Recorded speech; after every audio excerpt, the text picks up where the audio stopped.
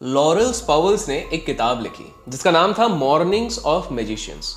उसमें एक चैप्टर था जहां पर कि वो बात करते एक बहुत इंटरेस्टिंग स्टोरी की। वो बात करते हैं पोप सिल्वेस्टर जो कि भारत आए थे। भारत में आने के बाद वो कुछ 9 सीक्रेट आदमियों से मिले।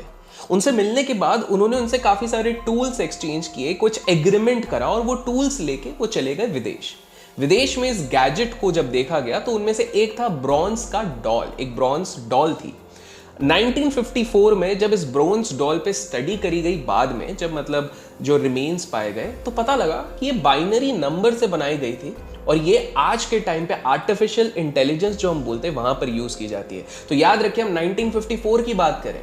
केवल एक कहानी यही नहीं थी, इसके साथ साथ अलेक्जेंड्रा जो कि लुइस पैस्चर, जो आप सभी को पता होगा वैक्सीनेशन के करता धरता माना जाता है, कोलेरा को भगाने के लिए इनका काफी बड़ा योगदान रहा था। तो अलेक्जेंड्रा जो लुइस पैस्चर के कलीग थे वो खुद इंडिया आए थे और उनका ये मानना था कि लुइस पैस्चर ने जो कोलेरा की दवाई निकाली, जो वैक्सीनेशन निकाला, उसकी पूरी थ्योरी वो इंडिया से लेके गए थे और ये अगेन वो 9 सीक्रेट लोगों से सीखने के बाद लेके गए थे। हैरान कर देने वाली बात है कि आज भी जब हम बात करते हैं चाहे बिजनेस की, फाइनेंस की, वर्ल्ड डोमिनेशन की, तो हमेशा कुछ सीक्रेट ग्रुप्स और सीक्रेट सोसाइटीज के बारे में जिक्र किया जाता है। आप लोगों के दिमाग में इच्छा हो रही है कि जानने की भैया इंडिया में ऐसी कौन सी सीक्रेट सोसाइटी है जो इतने बड़े बड़े इनोवेशंस एआई तक 1954 के पहले अर्ली 1900s में निकाल चुकी है और साथ में वो लुइस पैस्चर को इसका फॉर्मूला दे चुके हैं। मैं बिल्कुल बताऊंगा स्टोरी के एंड में, आज की वीडियो के एंड में, लेकिन उससे पहले आप लोग समझ ही गए हम किस चीज के बारे में आज बात करने वाले हैं। हम बात करने वाले हैं इल्यूमिनाटी। जी हाँ, इल्यूमिनाटी के बारे में बात करने वाले हैं। कैसे बना, क्या बना, फाइनेंस और बिजनेस में इसका कितना बड़ा योगदान है, कितने तरीकों से ये आपको और मुझे भी कंट्रोल कर रही है, ये सारी चीजों के बारे में हम डिस्कस करेंगे। देखिए, वर्ल्ड डोमिनेशन की बात होती है, सीक्रेट सोसाइटीज की बात होती है तो हमेशा इल्यूमिनाटी का नाम आता है। लेकिन इल्यूमिनाटी आया कहां से? ये 18th सेंचुरी से आया था। फिलॉसफी और ऑकल्ट का एक तगड़ा मिश्रण कहा जाता है। माना जाता है कि दुनिया में कुछ भी चीज जो मिस्टीरियस होती है, अचानक से किसी का मर्डर हो गया और उसके बारे में पता नहीं लगा पाए तो इल्यूमिनाटी पे ऊपर नाम चले जाता है। अगर कहीं पर बहुत बड़ा अटैक हुआ, वॉर हुआ, जिसके बारे में हमको पता नहीं चलता तो इल्यूमिनाटी का नाम आ जाता है। सीक्रेसी और कॉन्स्पिरेसी का दूसरा नाम है कहीं ना कहीं इल्यूमिनाटी। लेकिन एक थ्योरी ये कहती है कि दुनिया की 99% वेल्थ केवल 1% के हाथ में है और बाकी जो बचा है उसमें हम सब लड़ रहे हैं। अब आप लोग कहोगे कि यार ये हम सब लड़ रहे हैं तो क्या बिल गेट्स, जेफ बेजोस, ये सारे के सारे लोग हो गए, मार्क जकरबर्ग, ये क्या 1% के लिए लड़ रहे हैं? ऐसे तो हमारे पास बिल्कुल नहीं, हम तो 0.00000000000 पता नहीं कितना 1% हमारे पास वेल्थ को बिल्कुल सही समझ रहे हैं। तो आप बोलोगे तो ये 99% वेल्थ है कहाँ पे? ये हिडन है। आप लोगों को बता दूं कि ये हिडन है 13 फैमिलीज के बीच में। माना जाता है ये 13 फैमिलीज ही हैं जो पूरी दुनिया के बिजनेसेस, दुनिया के फाइनेंस, दुनिया के पॉलिटिशियन सबको चलाते हैं। ये माना जाता है कि ये वही फैमिलीज है जहां से प्रेसिडेंट्स दुनिया के सबसे पावरफुल इलेक्ट होते हैं, सबसे बड़ी कॉर्पोरेशंस फॉर्म होती हैं, सबसे बड़े स्टॉक मार्केट को हिलाने वाले यहां से फॉर्म होते हैं। ये 13 डायनेस्टीज या ब्लड लाइन्स जो बोली जाती हैं उनमें से एक है एस्टर फैमिली। एस्टर फैमिली से ही कहा जाता है कि थियोडर रोजवेल्ट जो साहब हो गए, काफी सारे प्रेसिडेंट्स यहां से निकले। बंडी फैमिली हो गई, कॉलिंस फैमिली हो गई। कॉलिंस फैमिली पे लीज किया जाता है, ये तो ब्लैक मैजिक में भी है। डुओपॉइंट मैंने शायद स्पेल गलत किया होगा, देसी हिसाब से करता हूं दोस्तों, इसको माफ कर दीजिएगा। लेकिन डुओपॉइंट फैमिली जिसके बारे में आपने अक्सर सुना होगा, बड़े बड़े कॉर्पोरेशंस में माना जाता है दुनिया की सारी बड़ी बैंक्स, इन्वेस्टमेंट बैंक्स को यही कंट्रोल करते हैं, तो डुओपॉइंट हो गई। इसके साथ साथ कैनेडी फैमिली, जी हाँ, जॉन एफ कैनेडी जो कि इन्हीं के पार्ट पे थे। पर आप लोग बोलोगे कि यार जॉन एफ कैनेडी का तो भाई असैसिनेशन हो गया था, प्रेसिडेंट है, जिन लोगों को नहीं पता, ये एक बहुत ही रहस्यमय तरीके से इनका असैसिनेशन हो गया था, उनको मार दिया गया था। तो आप लोग सोचोगे कि भैया जब ये खुद इसके पार्ट थे तो इनको क्यों मारा गया? ये सारी चीजें भी अपन बताएंगे। इनफैक्ट इसमें काफी इंटरेस्टिंग है, जिन लोगों को नहीं पता, जॉन एफ कैनेडी की जब मृत्यु हुई, जब उनकी जो गर्लफ्रेंड थी, उनकी गर्लफ्रेंड जब इनकी मृत्यु हो गई उसके बाद वो सेम टाइम पे एक और आदमी को डेट कर रहे थे और जिसको डेट कर रहे थे उसने दुनिया का पहला, मतलब मॉडर्न वर्ल्ड का पहला सैटेनिक चर्च एस्टैब्लिश किया था। वो सैटन की पूजा करता था। तो काफी ज्यादा कोइंसिडेंसेस माने जाते हैं। Rockefeller families, in fact Rockefeller families को कहा जाता है कि ये गवर्नमेंट्स को और एजुकेशन को बहुत ज्यादा फंड करती हैं ताकि एजुकेशन में क्या नहीं पढ़ाया जाए, कौन सी सीक्रेट्स नहीं बताया जाए, हिस्ट्री को किस तरह से पलटा जाए। जैसे कि माना जाता है हमारी खुद की इंडिया की जो हिस्ट्री बताई जाती है वो काफ़ी ज़्यादा ट्विस्ट एंड टर्न करी गई है अगेन बाय इल्यूमिनाटी। और ये टोटल के टोटल ये सारे 12 ब्लड लाइन्स करके, ब्लड लाइन्स कहते हैं, ये 12 के 12 ब्लड लाइन्स कंट्रोल करते हैं वर्ल्ड ऑफ बिजनेस, पॉलिटिशियंस, हर चीज़ को। अभी हाल फिलहाल में मैं एक करीब 480 या 490 पेज की किताब पढ़ रहा हूँ। पूरी रिसर्च में काफ़ी ज़्यादा टाइम लगता है। एक बार वो रिसर्च हो जाए तो मैं इन फैमिलीज़ के बारे में भी डिस्कस करूंगा। बाय द वे, इनमें से कौन सी फैमिली आप चाहते हो हम अपने चैनल पे प्रॉपर डीप रिसर्च से कवर करें, कमेंट्स में नाम ज़रूर बताइएगा। ली फैमिली एक और कहा जाता है, रॉकफेलर फैमिली कहता है, रॉथस्चाइल्ड। तो इस तरह की 13 फैमिलीज माना जाता है सीक्रेटिवली कंट्रोल की जाती है। एक बार फोर्ब्स मैगजीन के ओनर को पूछा गया कि बॉस, आप लोग दुनिया की ये सबसे बड़ी फैमिलीज या फिर बड़े बड़े पॉलिटिशियंस को क्यों कवर नहीं करते हो, आप ये बिल गेट्स और इनके पीछे क्यों पड़े रहते हो? क्योंकि उनका ये कहना था कि बॉस, अगर इन लोगों को कवर करने लग गया तो फोर्ब्स में, लिस्ट में उतना वेल्थ किसी के पास नहीं रहेगा और लिस्ट में किसी और का नाम आ ही नहीं पाएगा, बिकॉज ये लोग इतने पावरफुल है और इतना ज्यादा पैसा है। माना जाता है जॉन एफ कैनेडी का असैसिनेशन हो गया या फिर इवन 9/11 का जो अटैक था, ये सारी चीजें इल्यूमिनाटी ने क्या है। लेकिन अब दिमाग में सवाल उठता है कि ये इल्यूमिनाटी किस हिसाब से कंट्रोल करने की कोशिश करी of the world of business. Well देखिए, वर्ल्ड वॉर और ये जब पुराने समय थे, जब बहुत वॉर्स होते थे और ये सब, उस समय पे तो माना जाता था कि ये आर्म्स, टैंक्स, गोली बारूद, इन सब को फंड करके, सैंक्शन करके, ताकि दुनिया में उथला पुथली मची रहे और इनका बिजनेस चलता रहे। ताकि बिकॉज देखिए, जब तक वॉर नहीं होगा तब तक डिफेंस इक्विपमेंट की जरूरत ही नहीं पड़ेगी, तब तक मिलिट्री की जरूरत ही नहीं पड़ेगी। तो जब तक वॉर चलते थे तब तक ये वॉर को स्पॉन्सर करते थे। लेकिन आज के समय पे ये बहुत सारे सेलिब्रिटीज को भी ये बहुत ज़्यादा फंड करते हैं। ये सेलिब्रिटीज, इन्फ्लुएंसर्स को भी हो सकता करते हो, मुझे नहीं करते, लेकिन हो सकता है बहुतों को करते हैं। बिकॉज इनका सिंपल सा एम है कि ये एम ये करते हैं कि किसी तरह से अर्थव्यवस्था को अपने कंट्रोल में रखा जाए। जैसे आज के समय पे आप लोग खुद देखो, इंस्टाग्राम, फेसबुक, हर कोई इसी के एडिक्ट है। इससे पैसा कौन कमा रहा है? बड़े बड़े बिजनेसमैन कमा रहे हैं, बाकी सारे लोग तो सिर्फ कंज्यूम करने पे लग गए। लाइक वाइज ये लोग निकालेंगे इस तरह के प्रोडक्ट्स, चाहे वो आपके हेल्थ के लिए बहुत ज्यादा बेनिफिशियल ना हो, लेकिन एट द एंड उनको पैसों से मतलब है। Because they are becoming powerful, they are having control. In fact mind research पे ये लोग काम करें, काफी सारी चीजों को ये पर काम करें। एंड बाय द वे, अभी तक आपने इस वीडियो को लाइक नहीं किया तो लाइक जरूर कीजिए। 15,000 लाइक्स हम टारगेट कर रहे हैं, क्योंकि अगर लाइक नहीं करते तो मैंने ऐसा भी सुना है कि इल्यूमिनाटी जो अभिषेक करके वीडियो को लाइक नहीं करते ना, रात में बोरे में भर के थाईलैंड ले जाती है और वहां पर ना म्यूजिक बंद करके थग्स ऑफ हिंदुस्तान और तीसमार खान विदाउट म्यूजिक दिखाती है। तो आप इस चीज से बचना चाहते हो तो लाइक जरूर कर देना। अब सिंपल सी बात है कि ये चीज आई कैसे कंसेप्ट बना इल्यूमिनाटी का, how did it come into existence. तो 15 साल का एक व्यक्ति है, एडम वाइजहर्ट करके, कुछ अजीब सा नाम है, ब्रवेरिया नाम की एक जगह है जर्मनी में, आजकल जर्मनी में है। तो वो वहां पर पैदा होता है 15 साल की उम्र में। काफी ज्यादा इंटेलेक्चुअल बंदा होता है, ये काफी सारी रिलीजियस चीजें पढ़ते हैं। और उस समय पे जर्मनी पे जो लोग पढ़ते थे, देखिए बहुत लोगों को तो पढ़ने से ही दूर रखा गया था, जो लोग पढ़ते थे वो बहुत रिगरस पढ़ाई करते थे।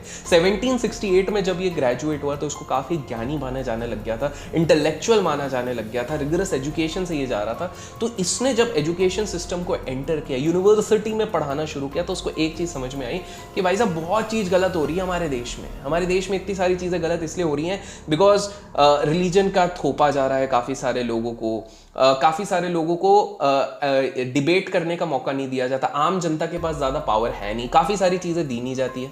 तो इसीलिए इन्होंने सोचा कि बॉस, हमें किसी तरह से इस सारी चीजों का सोल्यूशन निकालना पड़ेगा। और इसलिए ये एक उल्लू मतलब आउल का लोगो लगा के, क्योंकि आउल उस समय पे अगर आप देखा जाए तो वह सिग्निफाइंग विजडम, जो विजडम को सिग्निफाई करता था वो आउल था। तो उन्होंने एक वो सिग्नल बना के इल्यूमिनाटी का स्थापना करा था, वहां पर उन्होंने इल्यूमिनाटी बनाई थी।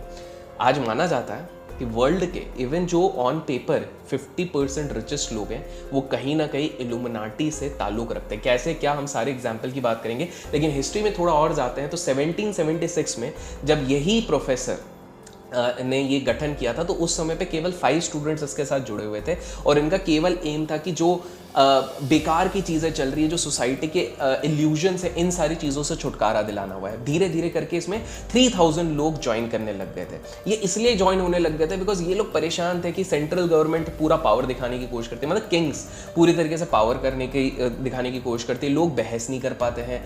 चर्च कहीं ना कहीं अपने फिलॉसफी सब पे थोप रही थी, कहीं ना कहीं रिलीजियस चीज़ें काफ़ी सारे लोगों के ऊपर थोपी जा रही थी। तो धीरे धीरे करके बढ़ने लग गई। लेकिन सवाल ये उठता है कि इल्यूमिनाटी पहली बार लीक कैसे हो गया? जब ये सीक्रेट सोसाइटी थी, इन लोगों ने डिसाइड किया था हम सीक्रेट रखेंगे, किसी को नहीं बताएंगे, तो ये लीक कैसे हो गई? ये लीक इसलिए हो गई थी कि 2 बहुत बड़े इंसिडेंट हुए थे। सबसे पहली चीज़ ये थी कि उस समय पे जर्मनी में जो अबॉर्शन था उसको इलीगल कहा जाता था कि भैया अबॉर्शन मतलब भगवान की संतान है, किसी तरह से आप उसको अगर अबॉर्शन करवाते हो किसी भी लड़की का तो वो गलत है, इलीगल था। इल्यूमिनाटी ये जो ग्रुप बना हुआ था, जो भाई साहब ये लीड कर रहे थे, इनका कहना था कि भैया गलत नहीं है, अगर कोई नहीं चाहता किसी को इस संसार में लाने के लिए तो उसके पास हक होना चाहिए। और दूसरी चीज़ थी कि जर्मन सरकार जो ये था and specifically church was completely against suicide. उनका ये कहना था कि भाई आप सुसाइड कैसे कर सकते हो, गलत है। लेकिन इन लोगों का ये मानना था कि नहीं बिल्कुल सही है, क्योंकि अगर किसी को अपनी जान प्यारी नहीं है, उसको नहीं लगता कि भाई मुझे इधर रहना चाहिए, तो they should have the right. तो ये दो जो इनके कंसेप्ट थे ये धीरे धीरे करके ना स्प्रेड होने लग गए, बिकॉज 3000 लोग जब जुड़ गए तो धीरे धीरे करके स्प्रेड होने लग गए। तो गवर्नमेंट को ये लगने लग गया, अब जैसे ही उस समय की गवर्नमेंट को पता लग गया तो गवर्नमेंट को लगा कि बॉस ये तो बड़ा गलत संस्था है, ये तो हमारे कंट्रोल को चैलेंज करना चाहती है। तो उन लोगों ने ये रूल निकाल दिया कि भाई साहब जो भी बंदा कहीं से भी पता लगा कि ये इल्यूमिनाटी से, उसको ऑन द स्पॉट मार दो, निपटा दो। तो इस कारण से इल्यूमिनाटी जो थोड़ा थोड़ा ओपन अप होने की कोशिश कर रहे थे, वो धीरे धीरे उन्होंने डिसाइड किया कि नहीं यार हमको किसी तरह अंदर आना पड़ेगा। इसी समय पे प्रोफेसर ने किताब भी लिखी, ये जो प्रोफेसर ने किताब भी लिखी जो आज भी जर्मनी के एक म्यूजियम में रखी गई है, जिसको लोग देख सकते हैं लेकिन टच नहीं कर सकते, उसको पढ़ नहीं सकते, लेकिन वो किताब आज भी वहां पर है। और कहा जाता है कि उसमें पूरा इल्यूमिनाटी का एम, विजन, सारी चीजें वहां पे लिखी गई। स्लोली स्लोली इल्यूमिनाटी इसी तरीके से वहां से निकला और अमेरिका और बाकी सारे देशों में भी फैला। लेकिन क्या आपको पता है 18th सेंचुरी का फ्रेंच रेवोल्यूशन लोग कहते हैं इल्यूमिनाटी लेके आई। जॉन एफ कैनेडी का मौत सबसे बड़ा हादसा माना जाता है। इसमें भी कहा जाता है कि इसमें भी कहीं ना कहीं इल्यूमिनाटी का खेल है। वेल काफ़ी इंटरेस्टिंग स्टोरी, आपको जान के बड़ी हैरानी होगी, मैं आप लोगों को बताता हूँ। और ये किस प्रकार से वर्ल्ड ऑफ फाइनेंस और बिजनेस को इम्पैक्ट करा है आगे चल के, ये भी मैं आपको बताऊंगा। तो देखिए जॉन एफ कैनेडी एक ऐसे व्यक्ति थे जो वर्ल्ड वॉर 2 के खुद हिस्सा थे। और वो ऐसे नहीं कि पीछे बैठ के बस गाइड कर रहे हैं ऑल दोस थिंग्स, वो प्रॉपर लड़े थे। वो पानी में कितने टाइम तक थे दुश्मन से बचने के लिए, अपने दांतों के सहारे वो टिके हुए थे, बचे थे। तो काफी उन्होंने वॉर देखा हुआ था। और उस वॉर से जब निकले तो उनके पास ना मौत का डर नहीं था। मतलब बेसिकली आप जस्ट इमेजिन करो, जो वर्ल्ड वॉर 2 जैसे सिनेरियो में अगर कोई व्यक्ति जिया होगा, गन बारूद सब कुछ देखा होगा, तब तो ज्यादा वेपनरी भी नहीं थी, आपके पास खाने पीने की ज्यादा सामान नहीं थे। जिसने वो वाला एरा देखा है उसको मौत का क्या डर रहेगा, तो उनको मौत का कोई डर नहीं था। तो कहानी आगे बढ़ती है। अब क्या हो गया कि वो प्रेसिडेंट के तौर पे 1961 पे इलेक्ट हो गए। अब इलेक्शन जब हो गया, जब वो इलेक्ट हो गए, सबको पता था कि भैया बंदा बड़ा स्ट्रांग है। तो उस समय पे जितने भी कमांडर्स थे, जितने भी आर्मी वाले थे अमेरिका के, वो सोवियत यूनियन पे अटैक करना चाहते थे। वो बोलते थे कि भैया बम गोली मारो, न्यूक्लियर मारो, सब कुछ मारो, सब कुछ उड़ा दो। अब उस समय पे जैसे ये इलेक्ट हुए उसके 10 दिन बाद ही इनको एक चीज समझ में आ गई, रूल्स में बड़ा झोल झपाटा था। रूल्स में ऐसा झोल झपाटा था कि उस समय पे जो जनरल और कमांडर्स थे, इनके पास इतनी राइट थी कि without even taking permission of the president ये लोग न्यूक चला सकते थे। मतलब आप समझ रहे हो, प्रेसिडेंट का कोई लेना देना नहीं है, किसी का कोई लेना देना नहीं है, आप सीधे जाके ये चीज़ चला सकते हो। तो इनको बड़ी गड़बड़ लगी। तो बोले यार ये तो मतलब जितना ये मिलिट्री वाले बोल रहे हैं कि सोवियत यूनियन पे अटैक करना, ये तो निकाल लेंगे न्यूक्लियर, इनका दिमाग आतामाजी सटकली हो गया तो ये तो निकाल के उड़ा देंगे। तो कहीं ना कहीं बड़ा टेंशन जम रहा था कि भाई क्या किया जाए, क्या किया जाए। तो इन्होंने धीरे धीरे ये डिसाइड किया कि किसी तरह से मिलिट्री कमांड को यहाँ से रोकना चाहिए। और यही उनकी सबसे बड़ी भूल थी, because military commanders as well as उस समय पे जो मिलिट्री कमांडर्स के CIA के जो डायरेक्टर थे एलन ड्यूस, ये माना जाता है ये खुद इल्यूमिनाटी का एक हिस्सा थे। और ये आपको बहुत इंटरेस्टिंग लगने वाला, बड़ा शॉकिंग लगेगा। एलन ड्यूस एक व्यक्ति थे जो उस समय पे सबको ये उकसाते रहते थे, आर्मी वालों को। वो जो आपने मूवीज में देखोगे ना, हमको लड़ना है, हमको उड़ाना है, हमको ये किंग कॉन्ग में भी जैसे वो एक आर्मी वाला नहीं था वो बंदा, वो सबको बोलता था कमांडर सबको उड़ा देंगे, सबको उखाड़ के फेंक देंगे, और मेरा नाम भूपेंद्र, इस तरह से वो सारी चीज़ें चलती रहती थी। तो एलन ड्यूस भाई साहब ऐसे थे। इनफैक्ट आप लोगों को बता दूं कि ईरान और चिली को उस समय पे यही सैंक्शन करते थे ह्यूमन के ऊपर एक्सपेरिमेंट करना, माइंड कंट्रोल पे एक्सपेरिमेंट करना, अजीब अजीब सारी चीज़ें थी। जॉन एफ कैनेडी ने बोला कि भाई साहब मेरे को CIA का जो ये प्रेशर है उसको धीरे धीरे कम करना पड़ेगा। और कहीं ना कहीं ये बातें चल रही थी कि John F Kennedy, because there was a conspiracy theory कि जॉन एफ कैनेडी को जो इल्यूमिनाटी वाले लोग थे वो ऑलरेडी अपने अंदर ले चुके थे, लेकिन जॉन एफ कैनेडी इल्यूमिनाटी की सुनते नहीं थे। तो इल्यूमिनाटी का एक रूल रहता है, पहला आपको सीक्रेसी रखना, और दूसरा अगर आप हमारे नक्शे कदमों पे नहीं चले तो भाई साहब आपका गेम ओवर है। And same cheese John F Kennedy के साथ होने वाली थी। तो पहली चीज़ तो उन्होंने CIA के डायरेक्टर एलन ड्यूस को निकाल दिया। पहली चीज़, भाई साहब तुम जाओ, तुम दुनिया को ख़राब कर रहे हो, उसको निकाल दिया। दूसरी चीज़ क्या कर दी जॉन एफ कैनेडी भाई साहब ने? जॉन एफ कैनेडी भाई साहब ने सोचा कि CIA में तो और भी लोग हो सकते हैं जो इल्यूमिनाटी के हिस्सा हो सकते हैं, तो उनने धीरे धीरे करके CIA का प्रेशर कम करने लग गया और फिर 1963 में हो गया जो नहीं होना चाहिए था। अचानक से उनकी मृत्यु हो गई, गन शॉट किया गया।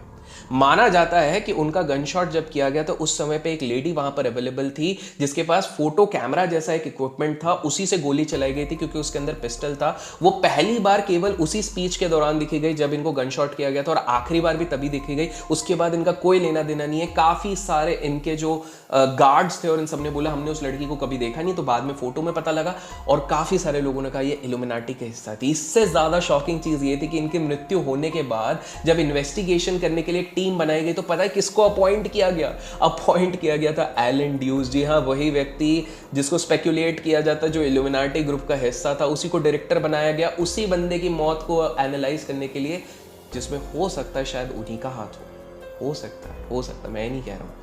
और बाद में जब जॉन एफ कैनेडी का इन इन्वेस्टिगेशन किया, आज तक कभी भी कोई रीजन नहीं निकला, लेकिन एक स्टेटमेंट जरूर इन भाई साहब एलन ड्यूस ने कहा था कि भैया जॉन एफ कैनेडी को लगता था कि वो भगवान है, वो कभी मर नहीं सकता, देखो मर गया। ये स्टेटमेंट इस तरह से आई थी। तो आप देख सकते हो किस तरह से यूएस गवर्नमेंट एंड प्रेसिडेंटशिप पे भी इल्यूमिनाटी का कहीं ना कहीं कहर देखा गया। कोरोना की बात कर लें, जब कोविड-19 की अगर मैं बात करें तो काफ़ी सारे एलिगेशन लग रहे थे कि चाइना वुहान के लैब से निकली हुई है ये वाली सारी चीज़ें, लेकिन कोई प्रूफ और एविडेंस जब नहीं निकला तो अगेन एलिगेशन लगा इल्यूमिनाटी पे, 9/11 पे लगा अगेन ब्लेम इल्यूमिनाटी पे। तो इल्यूमिनाटी इतना ज़्यादा पॉपुलर है। और अब मैं आप लोगों को कुछ सेलिब्रिटीज़ के नाम बताने वाला हूँ जिनका नाम अक्सर इल्यूमिनाटी से जोड़ा गया। एंड जी हाँ, काफ़ी सारी थ्योरीज है, बिकॉज या तो कोई मिस्टीरियस तरीके से मरा है, या तो कोई मिस्टीरियस तरीके से बहुत रिच हुआ है, या तो कुछ ऐसी चीज़ें करी हैं जो उनके समय पे काफ़ी सारे दूसरे लोग भी करते थे बट बाकी लोगों को सक्सेस नहीं मिली, इनको नहीं मिली। नाम जानना चाहते हो? मैं बताता हूँ। माइकल जैक्सन कहा जाता है, माइकल जैक्सन की मौत भी काफ़ी ऑड तरीके से हुई थी, तो Michael Jackson was one. Bill Gates, ऑपरा Winfrey का नाम आता है, ड्रेक जो रैपर और सिंगर है, इनको भी कहा जाता है कि काफ़ी जल्दी इनको फेम मिल जाता है जब भी ये इल्यूमिनाटी के साथ ज्वाइन करते हैं। इल्यूमिनाटी और सैटर्न का भी एक रिलेशन बनाया जाता है। हनी सिंह, काफ़ी लोग स्पेक्यूलेट करते हैं कि एक समय पे इल्यूमिनाटी चले गए थे और इल्यूमिनाटी से जैसे ही उन्होंने मानना बंद कर दिया, इल्यूमिनाटी के रूल्स मानना बंद कर लिए, तो उनका डाउनफॉल शुरू हो गया था। I don't know what is the reality, आपको लगता है तो कमेंट्स में बताना। बट हनी सिंह की भी एक इंटरेस्टिंग चीज़ मैं आप लोगों को बताऊंगा towards the end. Isaac Newton कहा जाता है, मार्क जुकरबर्ग कहा जाता है, और माना जाता है इन सबको कंट्रोल करने के लिए कहा गया है कि आप दुनिया को कंट्रोल करो। आप देखो तो कहीं ना कहीं हाँ, यही लोग हम सबको कंट्रोल कर रहे हैं। Mark Zuckerberg has the biggest network, Facebook है, व्हाट्सएप है, ना जाने कितने कोर्ट केसेस होते हैं लेकिन वो हमेशा बच जाते हैं। Same goes with Bill Gates. Bill Gates, I mean with due respect, हम लोग इन सब के आसपास भी नहीं हो सकते, लेकिन हैरानी की बात है कि बिल गेट्स के समय पे भी काफ़ी सारे लोग थे जो उनसे डबल मेहनत करते थे, उनको डबल एक्सेस था टेक्नोलॉजी का, but still why only Bill Gates reached that enormous level. मतलब उनके 15 साल तक तो फर्स्ट बिलियनर और सेकंड में तो कितने ज़्यादा बिलियंस के डॉलर्स का डिफरेंस था। तो ये भी काफ़ी सारे लोग कहते हैं। माना जाता है कि ये जितने सेलिब्रिटीज़ हैं ये एक इस तरह का साइन दिखाते हैं, आई का साइन दिखाते हैं, काफ़ी सारे अलग अलग सिग्नेचर्स इन लोगों ने दिखाए हुए हैं already on the public platform, जहाँ पर ये जमाना चाहते हैं कि भाई साहब इल्यूमिनाटी नाम की एक चीज़ होती है, ऐसा नहीं है कि इल्यूमिनाटी नहीं होती है। They want to establish the fact, लेकिन इल्यूमिनाटी के नाम पर काफ़ी ज़्यादा स्कैम्स भी होते हैं।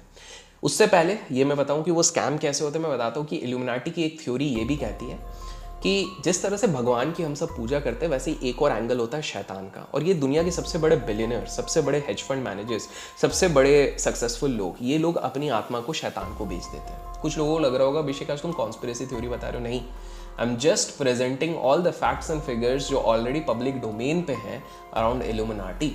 एंड इसके पीछे मैंने ऐसा नहीं हो कि बस एक किताब पढ़ ली तो फिर अपन ने आके बता दिया। I have studied couple of articles, couple of books, और उसके बाद ही हम ये डिस्कस कर रहे हैं। मैं आप लोगों को बता दूं कि इसमें शैतान की पूजा की जाती है। शैतान अपनी बोलते हैं कि आत्मा का एक इंटरेक्शन होता है, आत्मा हम उसको दे देते हैं। और ये हो भी सकता है, क्यों नहीं हो सकता, जब हम कहते हैं भगवान है तो शैतान नहीं होता होगा, हो सकता है। तो इल्यूमिनाटी को कहीं ना कहीं वहाँ से जोड़ा जाता है कि धर्म एक जगह होता है, धर्म की पूजा करना, और धर्म के अगेंस्ट होता है इल्यूमिनाटी। लेकिन इल्यूमिनाटी के नाम पे एक बहुत बड़ा स्कैम चलता है। वो कौन सा स्कैम चलता है? इल्यूमिनाटी के इसमें एक स्कैम चलता है जहाँ पर कि कुछ वेबसाइट्स होती है जो क्लेम करती है कि आप आइए, आप हमसे जुड़िए, हम आपको इल्यूमिनाटी में एंट्री दिला देंगे, आपके पास बेशुमार दौलत होगा, बेशुमार पावर होगी। आज के समय पे मैक्सिमम लोग फ्रस्ट्रेटेड है कि हम इतनी मेहनत कर रहे हैं तो भी पैसा नहीं कमा नहीं पा रहे, हम इतना काम धाम कर रहे हैं तो भी हमको अप्राइजल नहीं मिल रहा, हम इतनी ज़्यादा मेहनत कर रहे हैं तो भी कुछ नहीं मिल रहा। तो अनफॉर्चुनेटली काफ़ी सारे लोग यहाँ पर सर्च करते करते या डार्क वेब में सर्च करते हुए ये लोग इल्यूमिनाटी की वेबसाइट पे चले जाते हैं। इल्यूमिनाटी की वेबसाइट कहती है कि भाई साहब $100 दो और आप यहाँ के मेंबर बन जाओ। एक सेकेंड, थोड़ा दिमाग लगाओ, 200 साल पुरानी संस्था जो एकदम सीक्रेट तरीके से वर्क कर रही है, दुनिया के रिचेस्ट इंसान इसके साथ जुड़े हैं, दुनिया के सबसे मोस्ट इन्फ्लुएंशियल इंसान जुड़े हुए हैं, ये आपसे $100 मांगेगी, आपसे 500 रुपये मांगेगी कि आ जाओ 500 रुपये ज्वाइन कर लो और इल्यूमिनाटी के आप हिस्सा बन जाओ। ऐसा नहीं होता है। एंड जस्ट बिकॉज मैंने हनी सिंह की बात करी थी तो हनी सिंह का एक किस्सा बताता हूँ। ये उन्होंने खुद रणवीर के पॉडकास्ट में इसके बारे में बात करी है, तो ये मेरी जुबानी नहीं है, कुछ लोगों को लग रहा होगा और अभिषेक कहानी बता रहा है। तो हनी सिंह भाई साहब इंग्लैंड जाते हैं, 2013 के आसपास की बात है। एंड इससे पहले ये बैंकॉक जब भी जाते थे तो इनकी एक फेवरेट चिकन डिश होती थी, पुदीना चिकन, जो उनको बहुत बैंकॉक में मिलती थी और उनको बहुत ही टेस्टी लगती थी। इनफैक्ट ये 7 साल से जब भी बैंकॉक जाते थे ये पुदीना चिकन बिल्कुल खाते थे, बिकॉज इनका ना वो होता है ना यार, टेस्ट बर्ड्स में लग गया, तो बिल्कुल वो उस हिसाब से खाते रहते थे। तो उसके बाद ये लंदन गए, लंदन के एक रेस्टोरेंट में बैठे, ऑर्डर भी नहीं किया है, एक मैडम आती है अलग से वेशभूषा में और सामने इनका एक ऑर्डर आ जाता है। एंड स्ट्रेंजली ये लंदन में वही पुदीना chicken. And he is like little shock कि मैंने तो साला ऑर्डर भी नहीं किया अभी तक, तो ये कैसे आ गया। हनी सिंह खाने लगते हैं वो पुदीना चिकन और टेस्ट भी exact same to same. And सामने जो लेडी बैठी रहती है जस्ट उनके सामने टेबल के, तो वो बोलते हैं कि बॉस ये कैसे? तो लेडी बोलती है भाई साहब ये तो कुछ भी नहीं है, हम आप जो सोच भी नहीं सकते हो वो सारी चीज़ें आपको दिलवा सकते हैं, आप आओ ऊपर इस रेस्टोरेंट के ऊपर। हनी सिंह जाते हैं और वो मतलब एक बहुत बड़े माले में रहता है। एंड बेसिकली वो एक सैटानिक प्लेस रहती है, सैटानिक चर्च रहती है, इल्यूमिनाटी बेस्ड सैटानिक चर्च होती है। हनी सिंह का कहना है कि वहाँ पर उनको काफ़ी नेगेटिव वाइब्स भी आई थी एंड काफ़ी ज़्यादा नेगेटिव है, तो उनको काफ़ी सारी चीज़ें टेम्प्ट करने के लिए बोली गई थी कि आप ये करोगे तो ये होगा, वो करोगे तो ये होगा, वो करोगे तो ये होगा। बट हनी सिंह सेज कि उन्होंने उस समय पे ये चीज़ मना कर दी थी, किसी तरह से अपने आप को रेजिस्ट कर दिया था। लेकिन कुछ चीज़ें काफ़ी कोइंसिडेंटल लगती हैं। एक तो हनी सिंह का गाना बहुत कम लोगों को पता है, एक सैटन करके उन्होंने गाना डेडिकेट किया था, वीड पिला दे सजना करके, उस समय पे, जिसपे उन्होंने पूरे सैटानिक थ्योरी के बारे में डिस्क्राइब किया था। और आप देखोगे जितने सेलिब्रिटीज़ लोग जिन पे एलिगेशन लगते हैं कि इल्यूमिनाटी के ग्रुप है, कहीं ना कहीं कमर्शियल वर्ल्ड में ये सारी चीज़ें दिखाने की कोशिश करते हैं एट सम स्टेज, तो ये था। और दूसरी चीज़ है, इवन हनी सिंह का अगर आप ट्रैजेक्टरी देखिए, बिकॉज इल्यूमिनाटी के ग्रुप में ऐसा कहा जाता है कि आप जब ज्वाइन करोगे आपको बहुत दौलत शोहरत सब कुछ मिलेगा और बहुत सडनली बहुत राइज मिलेगा, लेकिन द मोमेंट आप इस चीज़ के रूल्स को फॉलो नहीं करते हो आपका डाउनफॉल भी उतना तेज़ होगा। तो कहीं ना कहीं हनी सिंह की जब आप पूरी वो देखते हैं, हिस्ट्री देखते हैं, तो पहले इन्हें गलासी करके सॉन्ग था, वो पहले बैकग्राउंड में आते थे, वो कभी फ्रंट में थे नहीं। फिर अचानक से बीच का एक गैप आया, फिर उनका रैप वाला चल गया, अंग्रेजी बीट और ये सब, फिर अचानक से बहुत मैसिव राइज हुआ, फिर अचानक से एक सैचुरेशन आया, फिर बीमारी हुई, फिर डाउनफॉल हुआ। I am not saying scientifically ये पॉसिबल नहीं है, लेकिन क्या आप लोगों को लगता है कि कुछ और भी इसके पीछे होगा? कमेंट्स में ज़रूर बताएगा। और एक इंटरेस्टिंग चीज़ है कि एक द पॉपी करके एक आर्टिस्ट है, तो कोरोना जिस दिन पहला केस कोरोना का आया था ना, जो ऑफिशियल डिक्लेयर हुआ था, उसके 5 दिन पहले इनका गाना रिलीज हुआ, डोंट गो आउट। और उस पूरे गाने में वो ये बात कर रही है कि भाई पूरी दुनिया बहुत बड़े प्रॉब्लम में आने वाली है अगले 2 साल में, तो आप घर से कहीं मत निकलो वरना खतरे में पड़ जाओगे। अगेन द थिंग इज कि ये सारी चीज़ें होने के 5 दिन पहले कैसे ये सारी चीज़ें निकाली है? मतलब कोरोना का तो पहला केस ही 5 दिन बाद आया, तुमने कैसे निकाली? और वर्ल्ड वाइड रिलीज भी हुआ।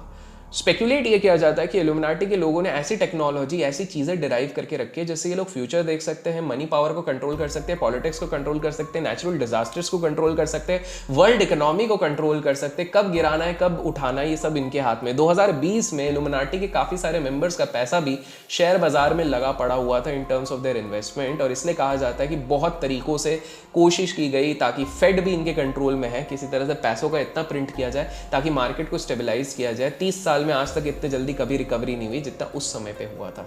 इवन वर्ल्ड वॉर के समय पे एक CIA का आर्काइव देखा गया था, CIA जो बाहर की है, तो CIA के आर्काइव में एक किताब निकली थी ब्लड लाइन्स ऑफ इल्यूमिनाटी, और इस बुक में काफ़ी सारे फैमिली जो ब्लड लाइन्स माना जाता है इल्यूमिनाटी के मेंबर से, उनके बारे में जिक्र किया गया है। बाद में इस चीज़ को बैन कर दिया गया था, लेकिन आप गूगल करेंगे तो आपको ये भी मिलेगा कि हाँ, वो जो 13 फैमिलीज जिसके बारे में हमने स्टार्टिंग में डिस्कस किया था शायद सही में कंट्रोल करते, और ये मैं नहीं, CIA कह रहा है, which is a reputed organisation.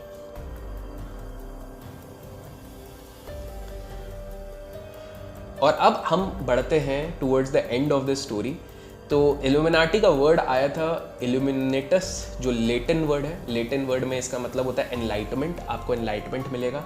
और कहानी की स्टार्टिंग में, आज हमने वीडियो की स्टार्टिंग में बात करी थी कि जो कॉलेरा का भी वो हुआ और AI की भी चीज़ हुई, उसके लिए इंडिया आए थे जहाँ पे 9 सीक्रेट लोगों से मिले थे। तो ये क्या था, तो देखिए, जब Maurya empire versus Kalinga empire के बीच में जब वॉर हो रहा था, ये वॉर खत्म होने के बाद इतना ज़्यादा ब्लड शेड हो गया था कि सम्राट अशोका जी को काफ़ी वो लगा था कि अरे यार बहुत ज़्यादा रक्त वो हो गया है, एंड कहीं ना कहीं कंसाइंस आ जाता ना यार बीच में कि यार ये गलत हो गया, इतना ज़्यादा नहीं होना चाहिए था। तो उनने बुद्धिज़्म अडॉप्ट कर लिया था पोस्ट वॉर। लेकिन माना जाता है पोस्ट वॉर उनने बुद्धिज़्म तो अडॉप्ट कर लिया था, लेकिन साथ में उन्हें 9 स्कॉलर्स को रखा था। इन 9 स्कॉलर्स को सीक्रेट विद्या हासिल करने के लिए कहा गया था कि भाई दुनिया की जो सबसे सीक्रेट विद्याएं हैं, जैसे साइंस की हो गई, आपकी वेपनरी की हो गई, काफ़ी सारी चीज़ों की, बायोलॉजी की हो गई, काफ़ी सारी चीज़ें, स्पिरिचुअलिटी, ये केवल 9 लोग करेंगे। आप लोग सोच रहे होंगे 9 लोगों को क्यों रखा गया, बिकॉज हिंदू स्कॉलर्स के हिसाब से 9 is a very auspicious number, काफ़ी ज़्यादा इसको होली नंबर माना जाता है। तभी हम कहते हैं नवरत्न कहते हैं, हम कहते हैं कि भैया 9 से हमारे काफ़ी ज़्यादा नवरात्रि होती है, सारी चीज़ें 9 से की जाती है। तो इसलिए 9 को ही रखा गया था और इनको सीक्रेट रखा गया था। इनको कहा था आप मंक रहेंगे, आप बुद्धिज़्म फॉलो करेंगे, लेकिन आप मेनली इस नॉलेज पे वर्क करेंगे। तो दिस वॉज मोर लाइक आज के मॉडर्न अडेप्टेशन में आप देखो तो बैटमैन के हिसाब से आप समझ लो मोटा मोटी कि आप सोसाइटी में रहोगे भी, बहुत रिच हो, सब कुछ हो, जो भी आपके प्रोफेशन में है, लेकिन रात को आप बैटमैन बन जाते हो। उसी तरह से ये सीक्रेट लोग थे। तो यही 9 लोगों ने ये चीज़ दी थी, जिनको एरिया ऑफ स्टडी काफ़ी सारी चीज़ें दी गई थी, और कहीं ना कहीं इनको कहा गया था कि आप ही अपने सक्सेसर्स चुनोगे, और ये सक्सेसर काफ़ी ट्रस्टवर्दी होने चाहिए, रिलायबल होने चाहिए, और यही लोग इस चीज़ को फॉलो अप करेंगे। तो कहीं ना कहीं इंडिया में तो इल्यूमिनाटी का कंसेप्ट राजा अशोका ने शायद और भी काफ़ी टाइम पहले से इस्टेब्लिश कर दिया था। तो सवाल ये उठता है कि क्या बिजनेस वर्ल्ड को इल्यूमिनाटी चला रही है? शायद हाँ। क्या पॉलिटिकल वर्ल्ड को इल्यूमिनाटी चला रही है? शायद हाँ। क्या ये सारी चीज़ें जो दुनिया में घटनाएं होती हैं, इसको भी क्या इल्यूमिनाटी चलाती है? शायद हाँ। आपका क्या इस पे विकल्प है? कमेंट्स में ज़रूर बताना। वीडियो पसंद आया लाइक शेयर सब्सक्राइब ज़रूर कीजिएगा। Till then keep learning, keep growing, keep investing, keep